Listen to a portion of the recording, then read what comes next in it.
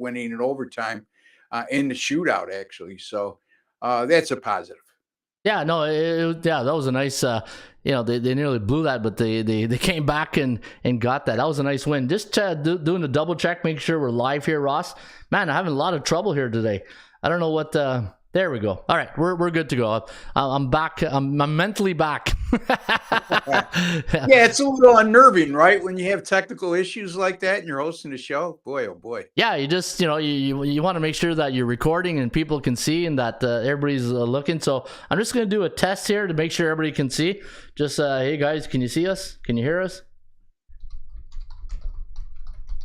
I think we're good though. All right, so Ross, you got 2 games. And by the way, belated Happy Thanksgiving. I know we missed you last week, Well, and thank you. I'm sure you had a great time with family. And hopefully you had a good holiday.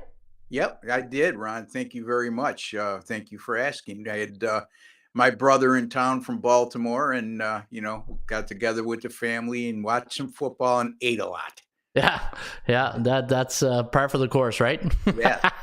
All right, so Ross, I saw you. Yeah, you like I found it it's strange, right? The Pac-12 games on a Friday night, and it's not part of the big Saturday mix, but it always has been, though, Ron. Yeah, they've always did it there. Anyway, go ahead. Yeah, but I just find it's strange but not strange. I guess you hog the limelight for that Friday night, but as a player and a coach, you'd want that extra day of being able to get ready, right? Yeah, for the first time in I can't remember how long, this game actually has some national implications with USC on the cusp of making the college football playoff, and you'd be hard pressed to leave them out if they win this game. So I think urgency and desperation is on the side of USC in this matchup. I know Utah is a very good team in their own right, and they certainly want to win another Pac-12 championship under Kyle Whittingham. But here's the thing: as much as Kyle Willingham, as much success as Kyle Willingham has had in his tenure, which is a long one at Utah, he doesn't have the big game experience like Lincoln Riley does at Oklahoma. So I think that will factor into play. This line did open at 1; it's now 2.5. USC being a favorite. The game is played at a neutral site in Las Vegas, which doesn't favor anybody because USC is close in proximity. Utah travels well. The only loss that USC has suffered this year, Ron, in their 11-1 regular season campaign was at Utah, 43-42. Wow! So not only do they have a lot on the line here by winning this, if they win this game, but they're also playing with big time revenge from their only loss this season. This is the USC team, that scored 41 points or more in 10 of 12 games this year.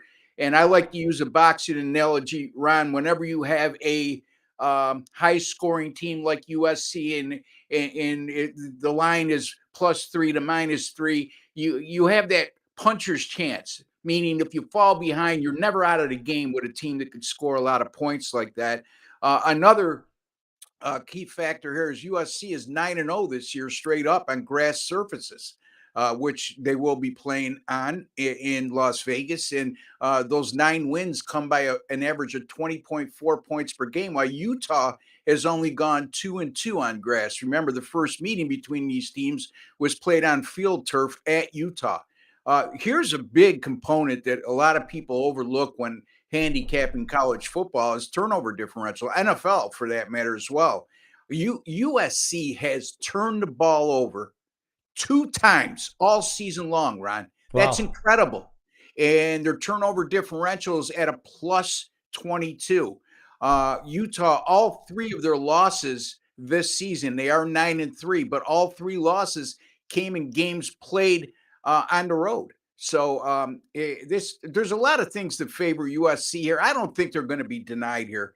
I just think, Lincoln Riley's done a remarkable job of turning this program around in just 1 year. He's redefined how teams come from the ashes, if you will, and turn it around the next year. He brought in 19 players via the transfer portal. Many of them have been key contributors, including this quarterback that's likely to win the Heisman Trophy And then you got the wide receiver Addison, who was Kenny Pickett's favorite target at Pitt last year. So I like USC here, minus the 3 or minus the 2.5, excuse me, over Utah.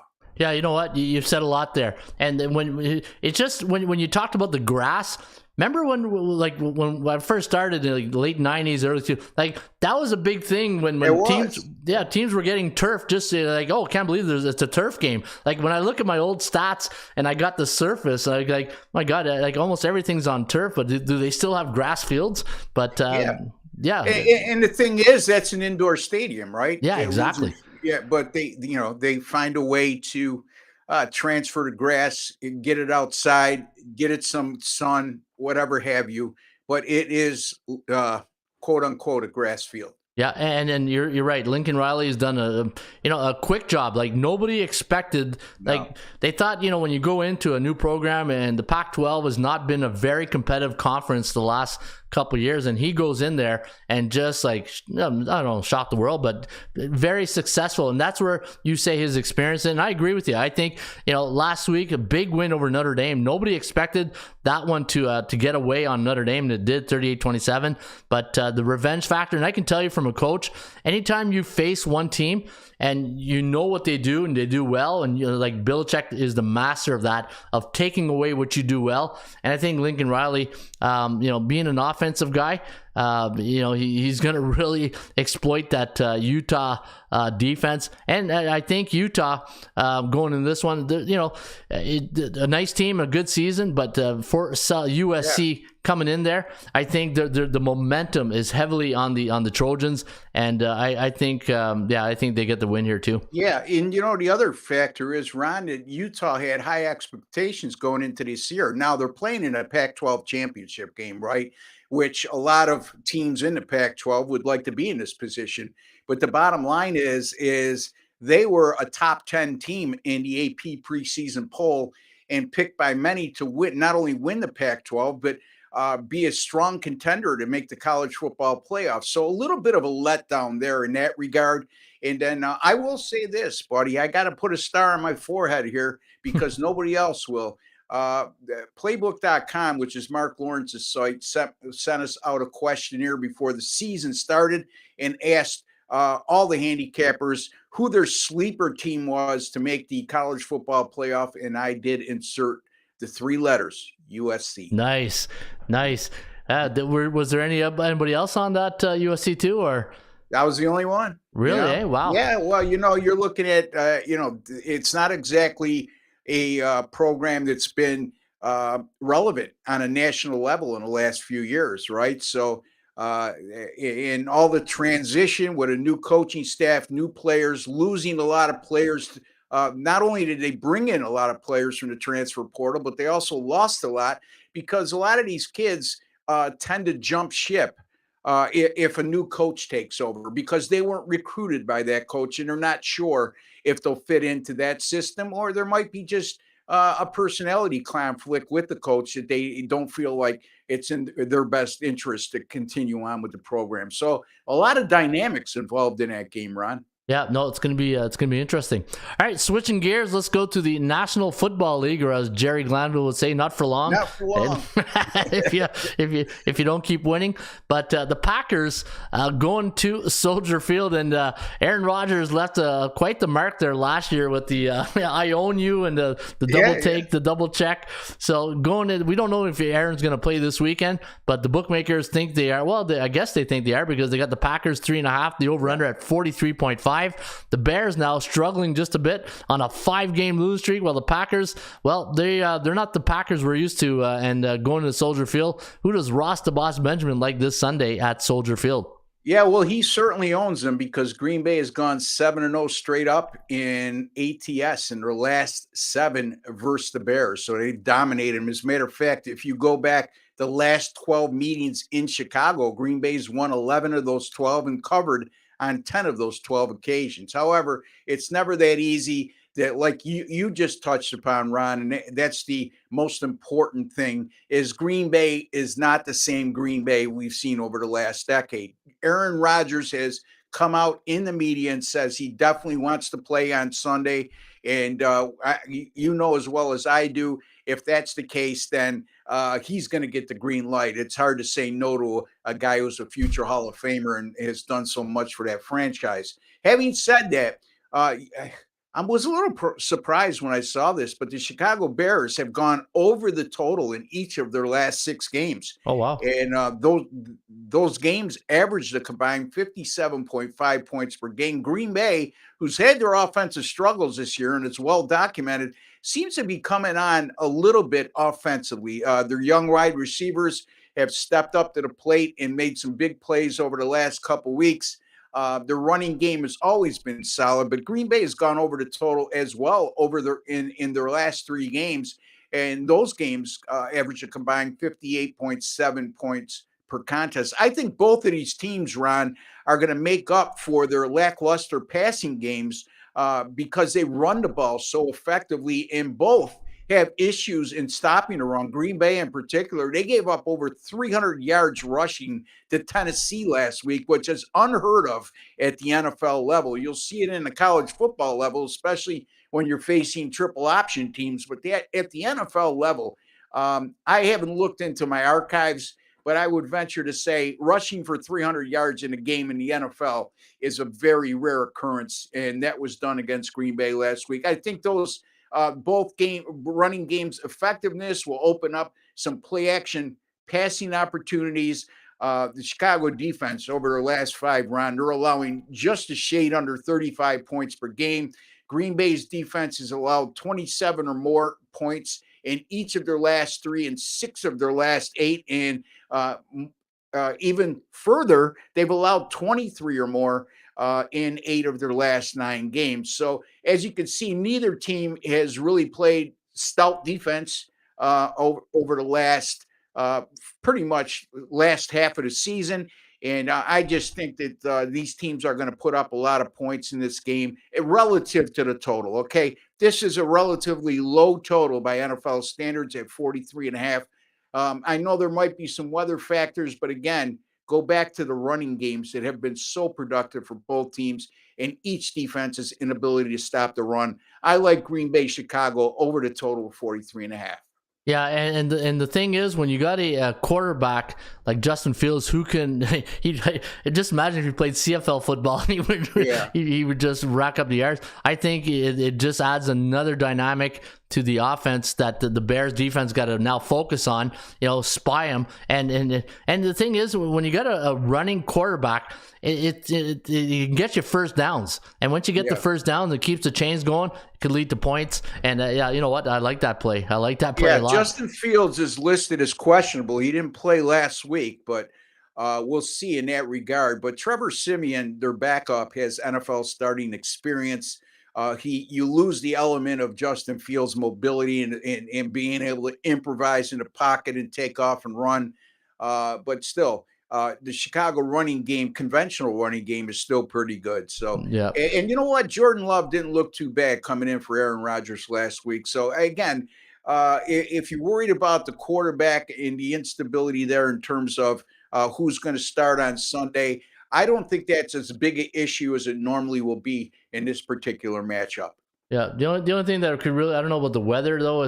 It's just you never know in Chicago, right? Yeah, but again, you go back to the running game. I mean, I have no problem with that. First of all, if there was any weather condition issues, this total would be a lot lower than 43.5, in my opinion. Okay. Yeah.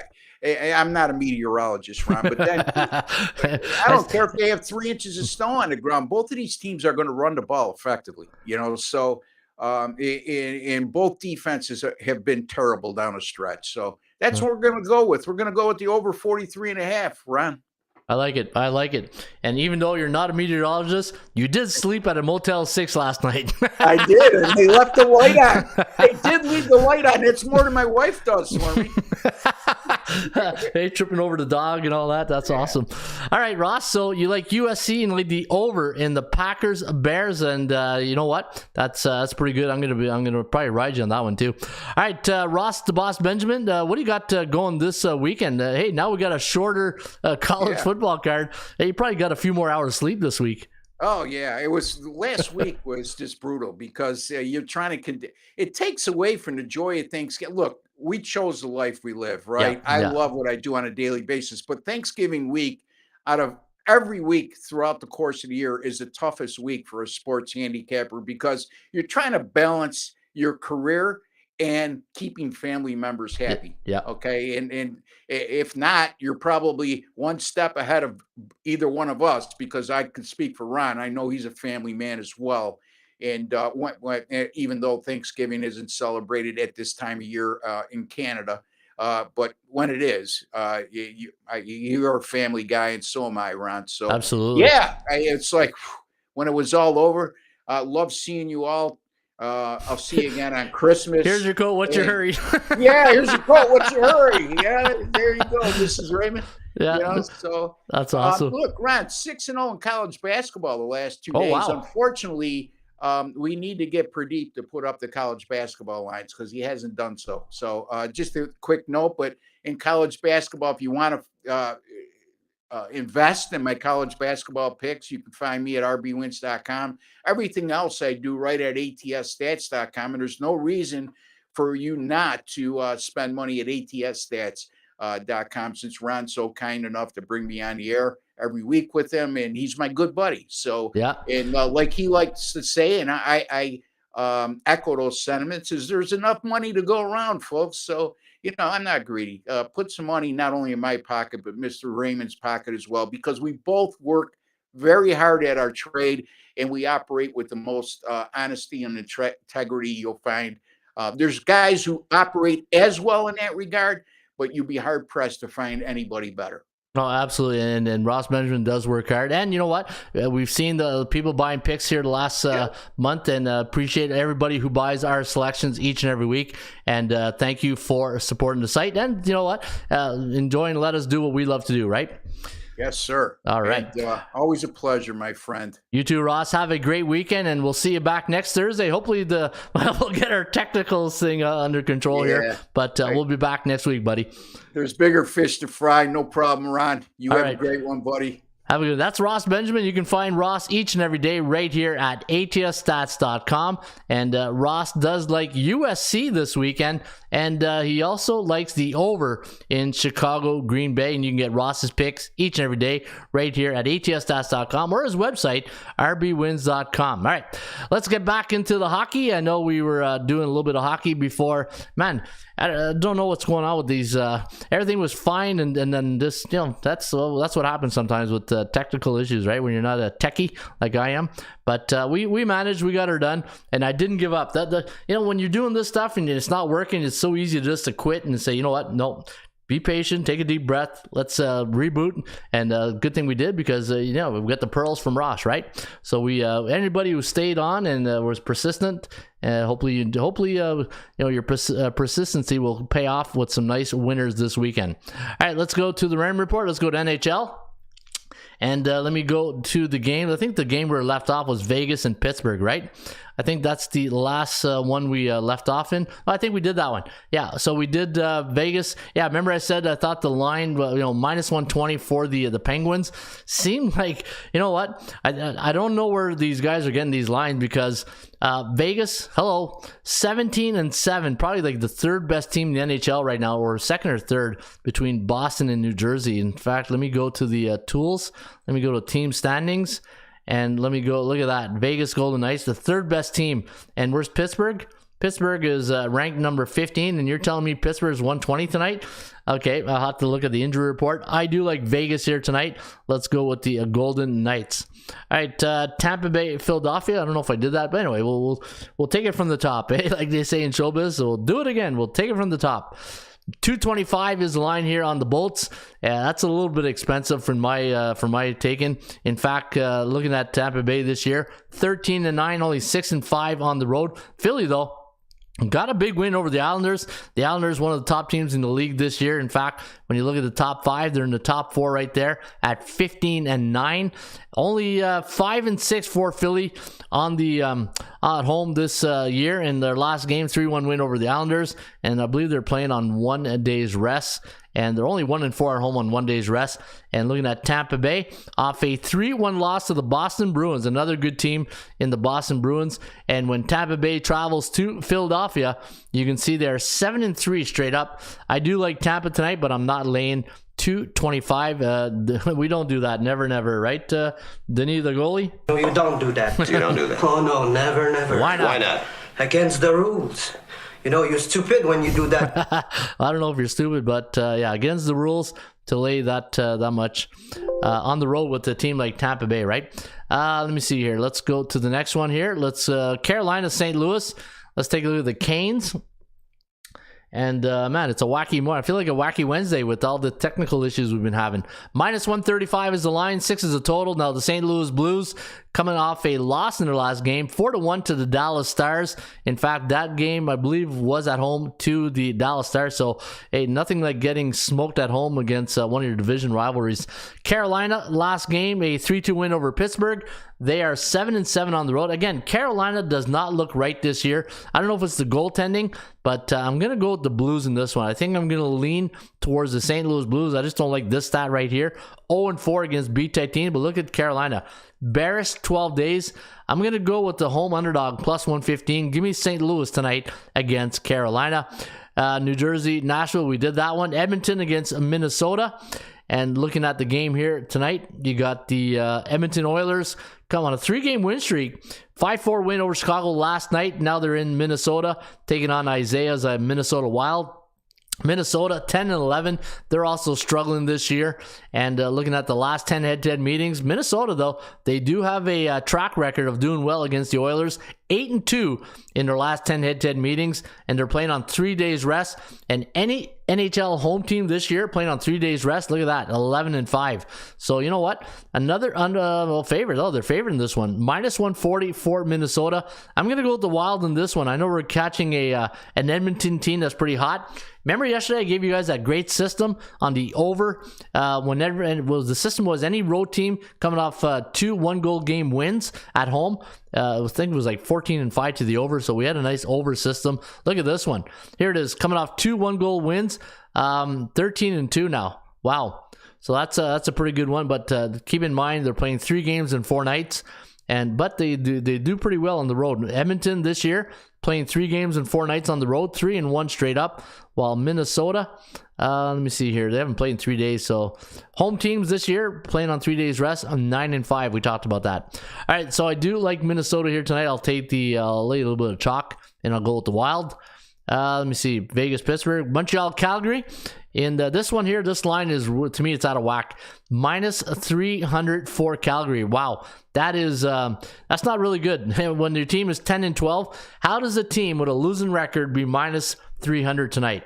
And you look at the last 10 head-to-head meetings, 6-4 for Calgary, not very dominating, but Montreal 5-5 on the road, a 500 record, 11-11, and going into Calgary tonight, where they are 5-5 in their last 10 trips. I'm basically a price play on the Habs. I got to take Montreal, a 47.2% chance of winning, and I do like Montreal plus 240. Maybe even if you want the Geico insurance, take the puck line, Montreal plus 1.5. I think that's a pretty good bet here tonight.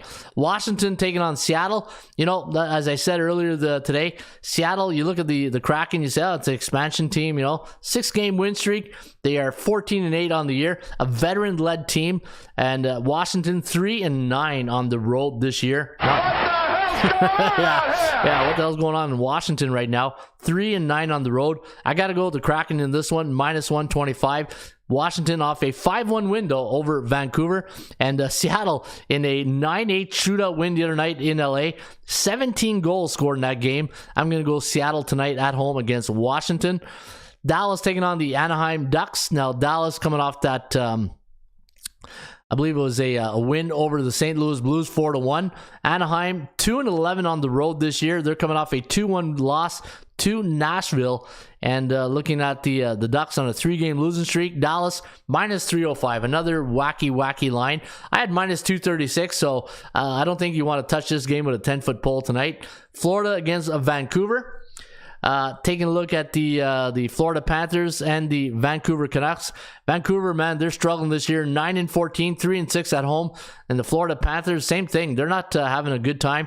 Hey, losing Huberdeau, I don't understand why they would let Huberdeau and Giroux leave without replacing them. And now you've seen the record, right? 10-13. And then they went and got a new coach in the offseason. You know what? I think you got to take Vancouver on the puck line. Vancouver puck line tonight against the Panthers. And the last game on the board, you got the LA Kings taking on the Arizona Coyotes. And looking at the line, another big line, -270. Wow, if it's a dog night, you could be smiling like a butcher's dog with all the puck lines here tonight. Maybe, hey, if the dogs come in, you'll make some good money. You throw in a couple underdogs here tonight, you might make some money. I think Montreal might be a good dog. I don't know if Arizona. I know the Kings let Cal Peterson go on waivers the other night, the other day. 2-game losing streak again. Arizona 1-3 at home, 6-10 on the road this year. Hey, at the Mullet Arena, is that what they call their home, the Mullet Arena? But you know what? Might have to take Arizona. Just again, it's almost like a go against the value line. Just take the value, right? I had 222, and you're getting 220, so fair market value. But this is what I had for LA. I had LA at -159, and they are 270. That's, to me, way overvalued. That's way too much. And let me see the history between these. Look at Arizona in LA, 6-4. So you know what? I think this might be a good value play. So maybe a 2-team parlay, Montreal, Arizona on the puck line, and hopefully that cashes you a nice winning ticket tonight in the National Hockey League. We talking about practice, not a game. We talking about practice, man. I mean, how silly is that? No, it's not silly at all, because we are talking about the 80% Club stats, and you can get all the 80% Club stats each and every day right here at atsstats.com. And let's take a look at some. See, there's the puck line. Montreal is a road underdog when the total 6.5 and 7. Last 10, 8-2 on the puck line. As an underdog against Calgary, 8-2. So Montreal puck line looking pretty good right now. What else do we got? We got the over. Hey, just like Ross talked about that Chicago Green Bay game, all those games going over. Look at Edmonton. Edmonton as a road team last 2 years, coming off a 3-game win streak, 9-2 to the over. And when you think of when you think of that situation, a team is winning, and when you're winning, you're obviously scoring goals. So 9-2 to the over, that's pretty good. With Arizona as a road underdog before a division game during the month of December, coming off a road loss as a dog, 8-2 to the over.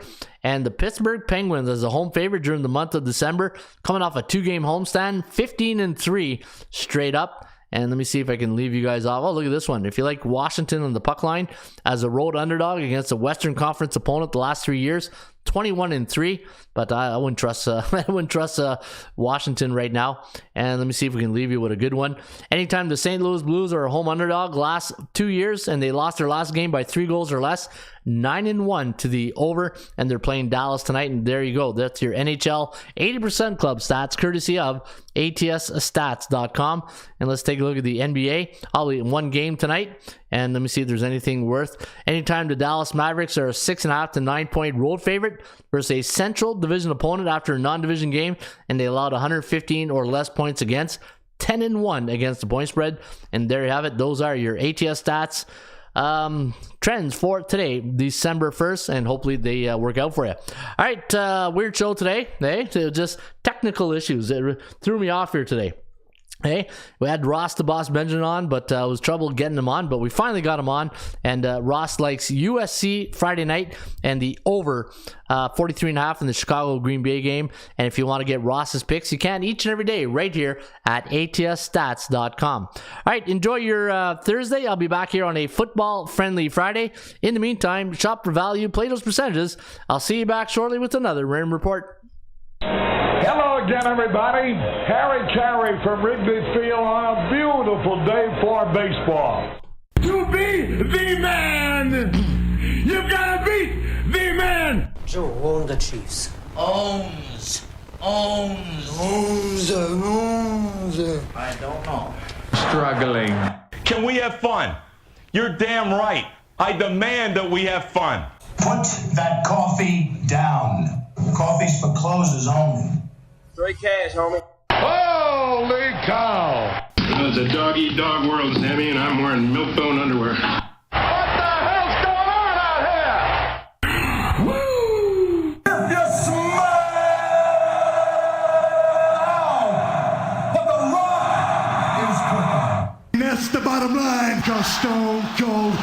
some. Let's go to eat a goddamn snack.